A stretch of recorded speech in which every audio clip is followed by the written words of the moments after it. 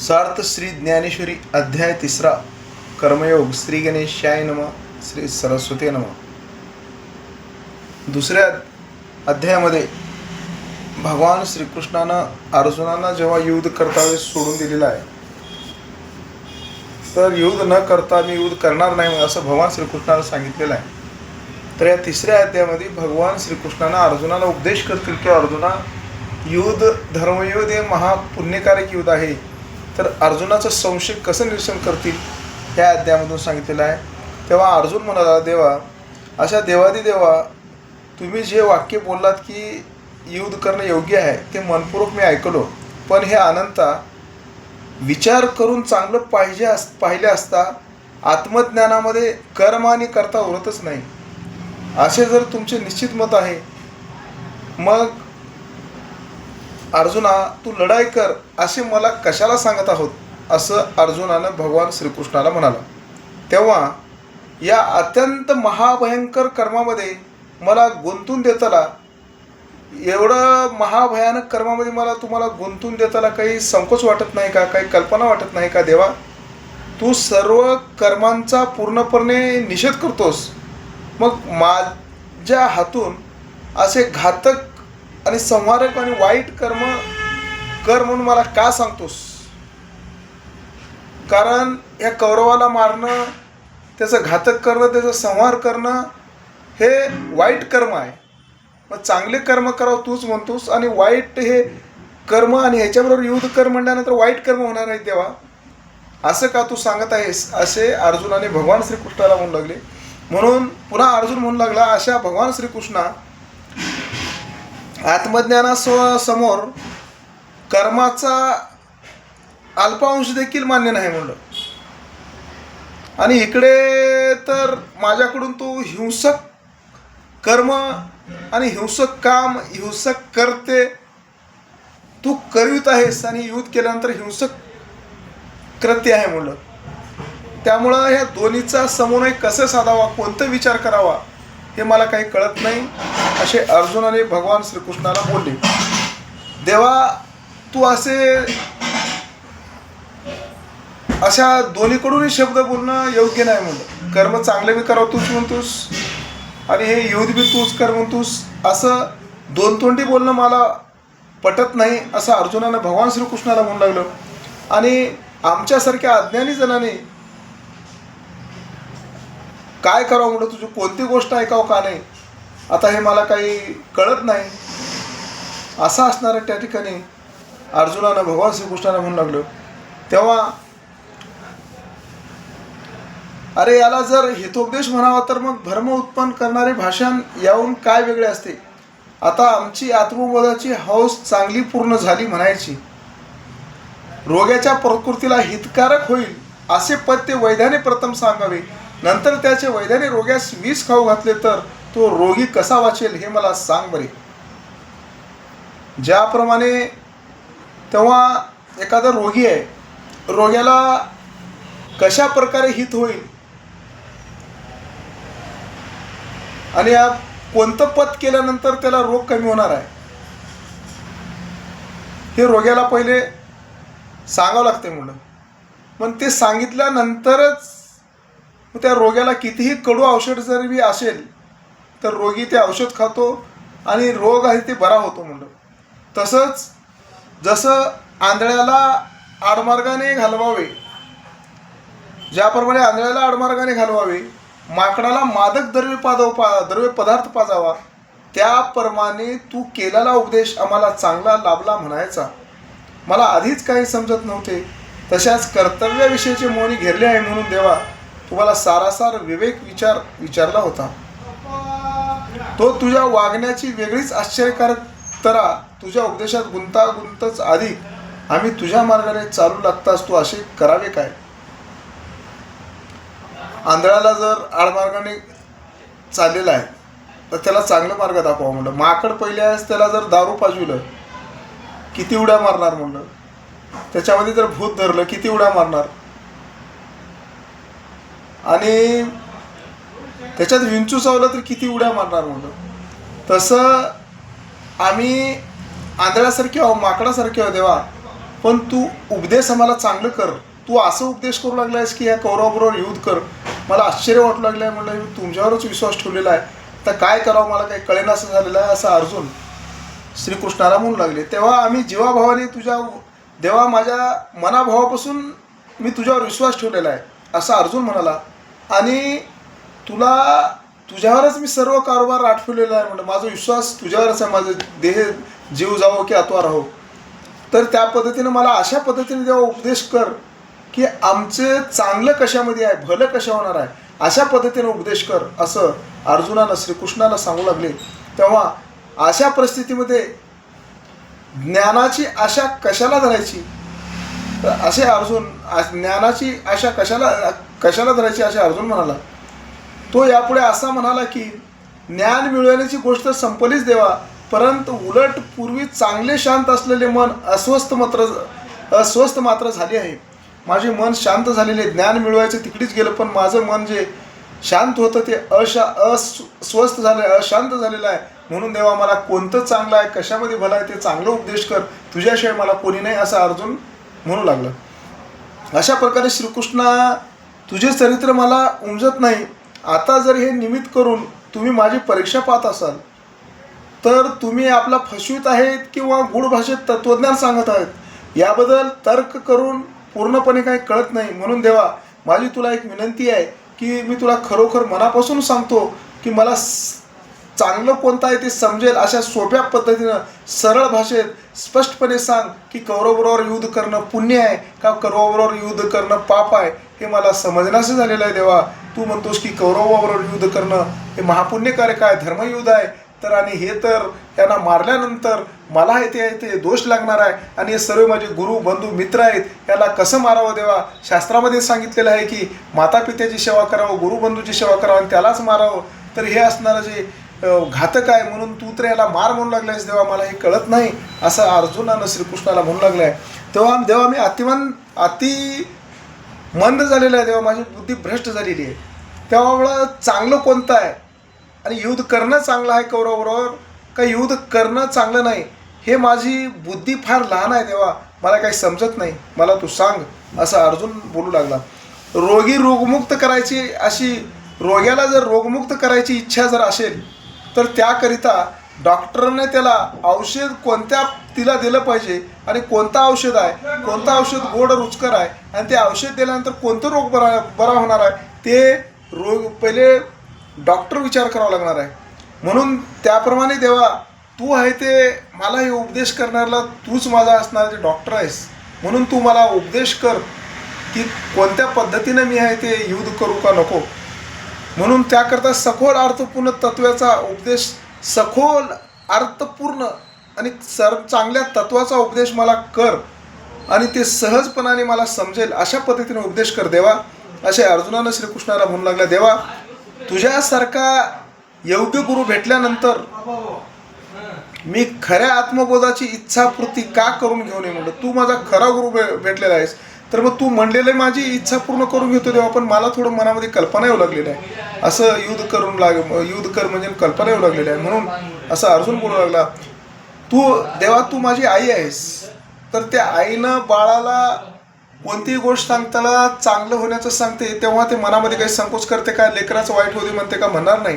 तशा पद्धतीने देवा मला तू आहे ते हे युद्ध या कौरवाबरोबर करण्यासाठी मी जरा थोडा भ्रमित झालेला आहे, त्यामुळे चांगला उपदेश कर असं अर्जुनाने बोलू लागला.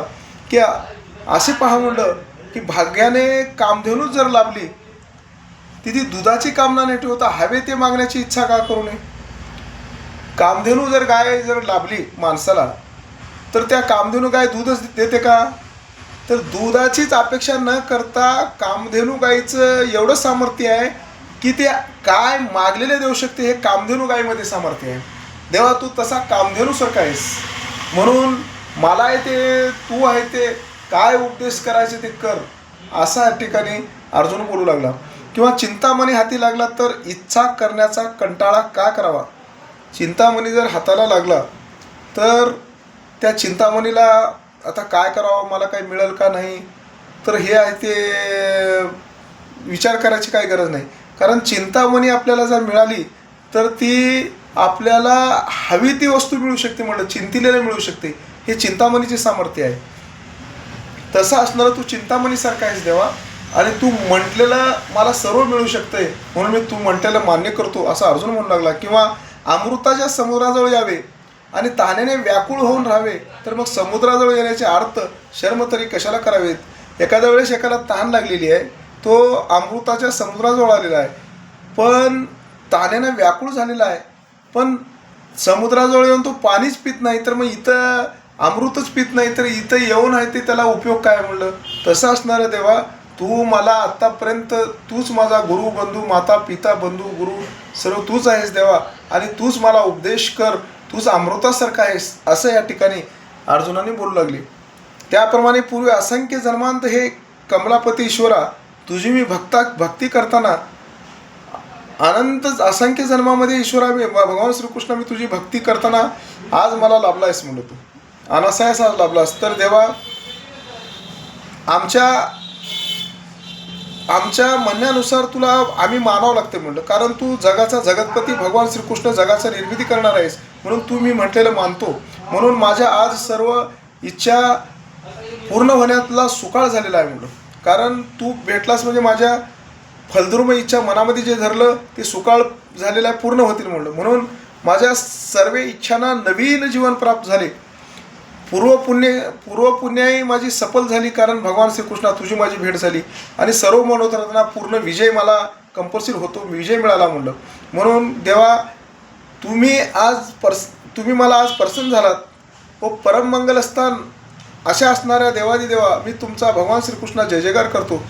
ज्याप्रमाणे बालकाला आपल्या मातेजवळ स्तनपान करण्यास, ज्याप्रमाणे लहान लेकराला आपल्या स्वतःच्या आईजवळ स्तनपान करण्यास काही बंधन आहे का म्हणलं, त्याला काही वेळ अवेळ असते का, काही वेळ अवेळ काहीच नाही. लहान लेकराला जेव्हा भूक लागेल तेव्हा आईचं स्तन पिऊ शकतो म्हणलं. तशाच प्रकारे देवा कृपानिधी भगवान श्रीकृष्णा आपल्या आवडीप्रमाणे तुम्हाला हवे ते प्रश्न मी विचारणार आहे. तू माझी माय आहेस, मी तू बालक आहेस, तू माझी मनोकामना पूर्ण करणारच. म्हणून परलोकामध्ये हितकारक हो आणि लोकामध्ये आचरण्यास उचित चांगलं राहावं असं मला काहीतरी दोन्हीपैकी सांग. परलोकामध्ये आपण जर हे युद्ध केल्यानंतर परलोकामध्ये स्वर्गवास भेटावं, आणि लोकामध्ये सुद्धा हे अर्जुन वाईट केलेलं नाही, युद्ध केलेलं चांगलंच आहे, पण युद्ध करून हे वाईट केलं असं म्हणून देवा. असं असणारं परलोकामध्ये हितकारक आणि लौकिकात आचरण्यास सर्वात श्रेष्ठ असं काहीतरी मला सांग असं अर्जुनानं भगवान श्रीकृष्णाला म्हणाले. भगवान श्रीकृष्णाने अर्जुनाच्या बोलण्यावर आश्चर्यचकित होऊन म्हणाले, अर्जुना तुला माझ्या पूर्वीच्या बोलण्यातील मी पूर्वी तुला बोललो त्याच्यामधलं काही तुला पूर्ण कळालं नाही का. अरे तुला बुद्धियोग सांगत असताना सहजपणाने स्पष्ट करून सांगलो म्हणलं, तर अशा भरात सांख्यांना मान्य अशा ज्ञानयोगाची व्यवस्था स्पष्ट केली म्हणलं, असं ज्ञान तुला सांगलो. अरे प्रसंगानुसार प्रतिपादनाचा उद्देश तुझ्या लक्षात आला नाही म्हणून तू माझ्यावर व्यर्थ रागू लागलास. अरे म्हणलं तुला एवढं ज्ञान सांगलेलं आहे म्हणलं की सांख्यांनाही मान्य असं तुला योग सांगू लागलं आहे, पण तू माझ्यावर रागावलास म्हणून तेव्हा तुला हे समजत नाही का. तेव्हा अर्जुना तू नीट समजून घे की या दोन्ही संप्रदायाचा विचार मीच सांगितला आहे. अरे वीरश्रेष्ठ अर्जुना, हे दोन्ही संप्रदाय अनादिकाळापासून माझ्यापासून प्रकट झालेले आहेत म्हणलं.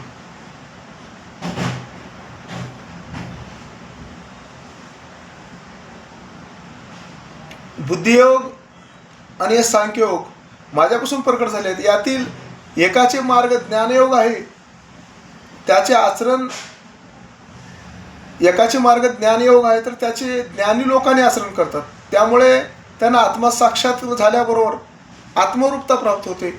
दुसऱ्या मार्गाचे नाव कर्मयोग म्हणतात. अरे ज्ञानयोग एक कर्मयोग मीच सांगितलेलं आहे म्हणलं. तर या मार्गामध्ये साधक लोक सिद्धी असिद्धीच्या ठाई समत्व ठेवून निष्णात होऊन योग्य वेळी मोक्षप्राप्तीला जातात. हे मार्ग बाहेरून दोन आहेत असे दिसले तरी परिणामी तेथे एकत्र मिळतात. ज्याप्रमाणे शिजवून तयार झालेले अन्न आणि शिजाय घातलेले अन्न यावेळी केवळ काही काळाचा जर विलंबही असलं, ते दोन्हीमध्ये काही अंतरही असलं, पण जेव्हा भूक लागलेली आहे तर त्या माणसाला असणारं जरा जेवण वाढलं तर दोन्हीही अन्न तेवढेच तृप्त करू शकतात म्हणलं.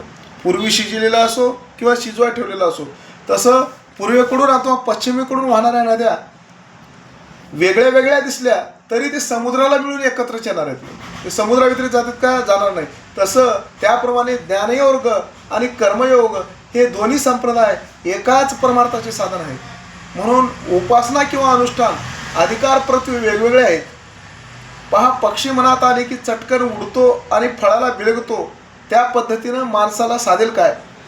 पक्षाला जर एका झाडावरून दुसऱ्या झाडावर जातो तसं माणसाला साध्य का? सांगणार नाही. तो हळूहळू फांद्यावर पाय ठेवीत निश्चयाच्या बळावर मार्ग काढीत थोड्या कालावधीनंतर फळापर्यंत जाऊन पोहोचतो. त्याप्रमाणे पक्षाच्या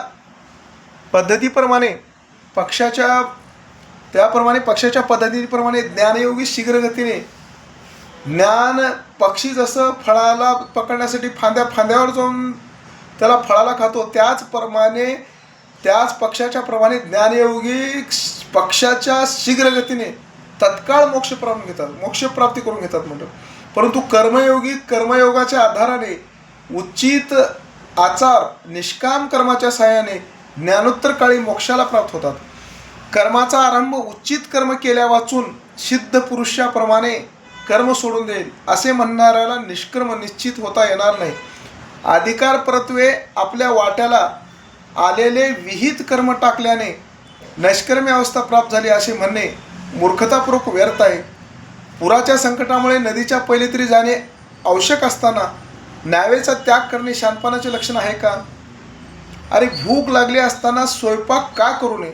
किंवा तयार अन्नाचे सेवन हा एक मार्ग असताना ते का करू नये? ते का सेवन करू नये? जोपर्यंत इच्छा वासना नष्ट झाली नाही तोपर्यंतच कर्म करावे लागतात असे समज. परंतु आत्मतृप्ती झाली की कर्म आपोआपच बंद पडते. म्हणून या अर्जुना, ज्यांना नैष्कर्म्य पदाची प्राप्ती करून घेण्याची आस्था आहे त्यांनी उचित अशा स्वधर्माचे विहित कर्म त्यागता कामा नये. आणि आपण इच्छेनुसार स्वीकारलेले कर्म विहित कर्म होऊन सिद्धीच जाते किंवा कर्माचा त्याग केला म्हणजे कर्मसन्यास होतो असे पहा की असे बोलणे अर्थहीन अप्रमाण आहे. पाहिजे तर या गोष्टीचा नीट उकल करून पहा.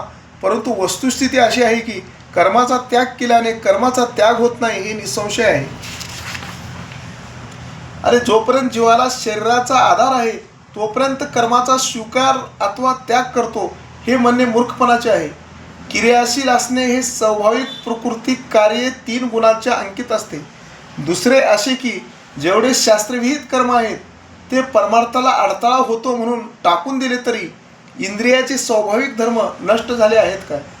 कान ऐकण्याचे नाकारतील काय? अरे, कान ऐकण्याचे शास्त्रविहित कर्म ते परमार्थाचा अडथळा होतो म्हणून टाकून दिले तरी ते इंद्रियाचे स्वाभाविक धर्म नष्ट झाले आहेत का? शास्त्रविहित कर्म जर टाकून बी दिलं पण परमार्थाला ते अडथळा काही येते का? म्हणलं इंद्रियाचा स्वाभाविकच धर्म आहे. म्हणलं कानानं, कारण ते कान ऐकायचंच काम करावं लागतं. म्हणलं डोळे जे आहे ते पाहण्याचंच काम करते. म्हणलं नाक जे काय सुगंध घेण्याचंच काम करते. आणि तसंच धर्मद्वेषाने आपण शास्त्रविहित कर्माचा त्याग केला. या मनाच्या आयोगाबरोबर प्राणपणाची गती थांबली का? किंवा बुद्धीने विचार करण्याचे थांबले काय? किंवा भूक तहान वगैरे शारीरिक धर्म नष्ट झाले काय? स्वप्न आणि जागृती या अवस्था बंद झाल्या का? या पाय चालण्याची क्रिया विसरले का? यापेक्षा महत्त्वाचे म्हणजे जन्म मृत्यू टळले आहेत का? अरे, जन्मल्यानंतर मृत्यू आहे पण ते टळले आहेत का? टळले नाहीत. म्हणलं या सर्व गोष्टीपैकी कोणतीही गोष्ट बंद पडत नाही. मग त्याग केला तो कशाचा? म्हणून जड प्रकृतीच्या स्वभाव सामर्थ्याने प्रकृतीजन्य गुणाप्रमाणे त्रिविध कर्म त्यांच्याकडून घडते. म्हणून जोपर्यंत ही मायाशक्ती प्रबल आहे तोपर्यंत मी कर्म करेन किंवा टाकेन असे गर्वाने म्हणणे निरर्थक आहे. पहा, रथावर चढून मग रथात निश्चित बसली तरी रथाप्रमाणे आपलेली चलनवलन होत राहते. माऱ्यात सापडलेले वाळलेले पान वाऱ्याच्या गतीनुसार वेगाने खालीवर भ्रमण करते.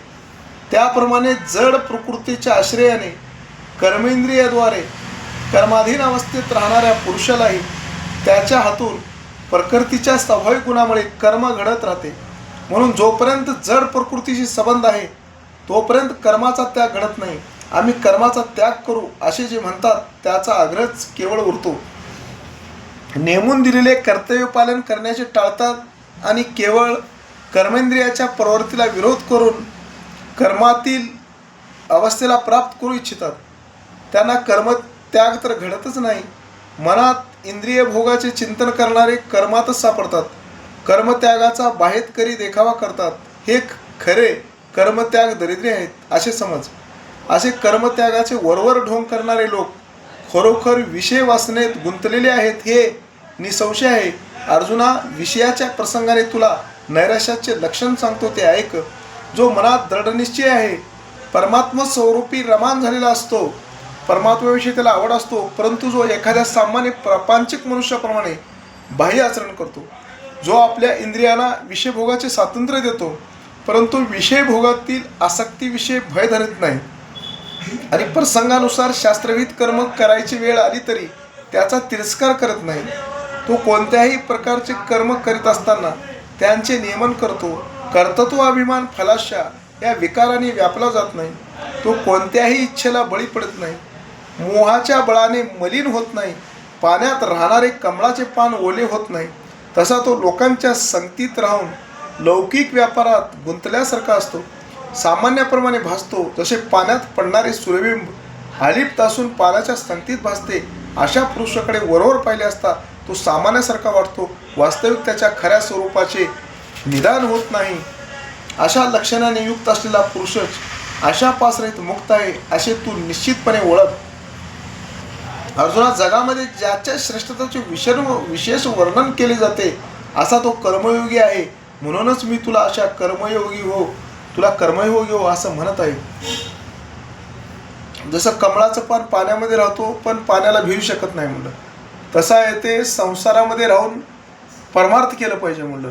जसं पाण्यामध्ये सूर्य पडतो आणि पाणी दूर झाल्यानंतर सूर्य दूर जातो का, जाणार नाही म्हणलं, तसं संसारामध्ये अलिप्त राहून कमळासारखं आणि त्या सूर्यासारखं परमार्थाला लागलं पाहिजे आणि तू धर्मयुद्ध केलं पाहिजे असे भगवान श्रीकृष्णानं अर्जुनाला बोलायला सुरुवात केली आहे.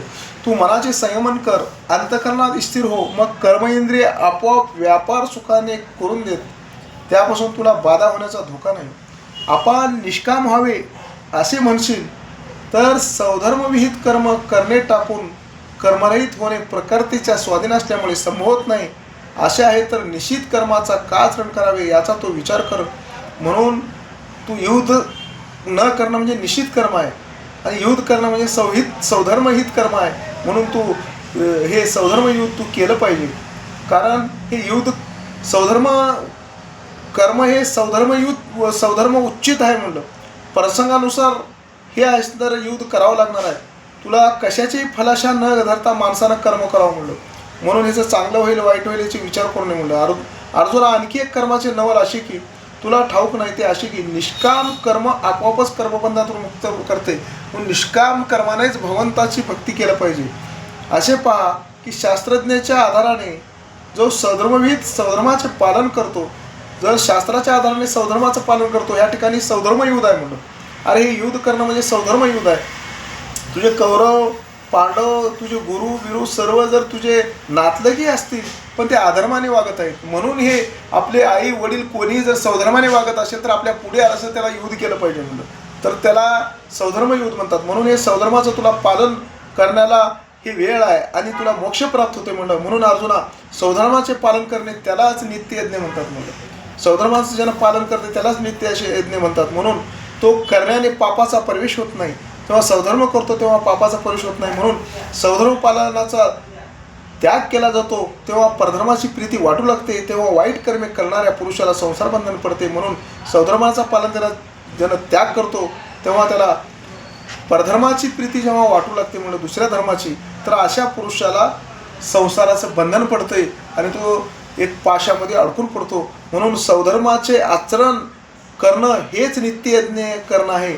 जो असे नित्ययज्ञ करतो त्याला संसाराचे बंधन बाधक होत नाही.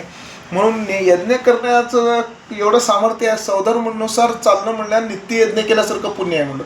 नित्य स्वधर्मानुसार ज्यानं वागतो त्याला ह्या संसाराचं बंधन कधीही बाधा होणार नाही असे भगवान श्रीकृष्णानं अर्जुनाला सांगू लागले.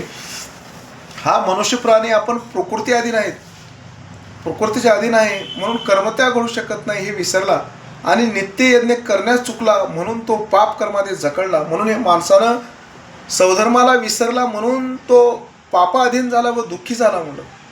त्याला स्वधर्म काय हे समजलेलं नाही, म्हणून हे स्वधर्मानं तू वाघ असं श्रीकृष्णानं अर्जुनाला म्हणू लागले. या विषय प्रसंगी तुला मी एक कथा सांगतो, मी कथा सांगतो ऐक म्हणलं. असं ब्रह्मदेवाने ह्या सृष्टीची संपूर्ण रचना आणि इतर कार्य संपूर्ण ब्रह्मदेवाने सृष्टीची निर्मिती केली म्हणलं. तेव्हा नित्य यज्ञासह मानव प्राणी केले आणि या ब्रह्मदेवाने सृष्टीची निर्मिती करून सर्व मुंगीपासून सर्व मानवाची निर्मिती केली, मानव प्राण्याची निर्मिती केली आहे. परंतु वर्तमानात केलेले स्वधर्मानुष्ठान भविष्यात फलधर्म होते. आपण वर्तमान काळामध्ये म्हणजे चालू काळामध्ये जे आहे ते स्वधर्मानुसार जर वागलो, भविष्य काळामध्ये त्याचं फळ मिळते. अशा दोन्हीचा संबंध सूक्ष्म आहे म्हणलं. परंतु हे अल्पमती लोक, अज्ञानी लोक नित्ययज्ञ जाणत नव्हते, त्याला यज्ञ काय माहिती नव्हतं म्हणलं. तेव्हा सर्व मानवांनी ब्रह्मदेवाची अशी प्रार्थना केली की देवा, आमच्या जीवनाचा उद्धार होण्याला या मृत्यू लोकात मनुष्य देहात कोणता उपाय आहे आम्हाला सांग म्हणलं. सर्व मानवानं ब्रह्मदेवाची प्रार्थना केली.